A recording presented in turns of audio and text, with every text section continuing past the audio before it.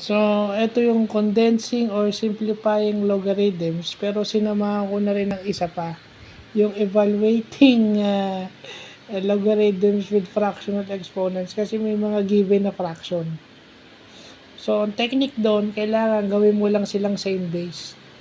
At kung marawrite mo, maisusulat mo sila or mako-convert mo sila into an exponential form dahil ang logarithm, ang exponential and logarithms are inverse of each other, gawin natin. So, yun yung technique.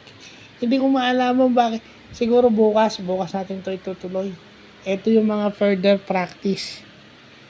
Ito yung mga naituro pero hindi ko lang maintindihan kasi marami nang buburakot sa akin nung araw eh. Kasalanan ko rin naman kasi masyado ako nagpa-distract.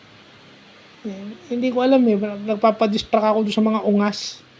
Fourth year high school to, tsaka nung algebra, nung first year college eh. Marami lang talaga akong kakaklaseng hindi ko maintindihan, ba't iniintindi ko kasi. Ngayon lang ako nagsisisi. Mas iniintindi ko sila mas kapakipakinabang naman sa akin to. Mas may pakinabang pa sa akin to kaysa sa kanila.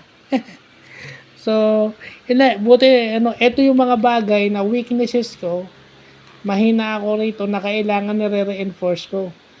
Ito yung sinasabi na yung weaknesses mo is hindi lang yung hindi mo alam, kundi yung mga alam mo na pero mahina ka. Kailangan mong balikan para i-reinforce at pag-aralan mo. At kahit nga alam mo na yun o magaling ka na nun, kailangan further practice pa din. Hindi lang yung ang weaknesses mo is yung mga bagay na hindi mo alam. Pag ganun ang mindset mo, mayabang ka nga. So, yun lang po.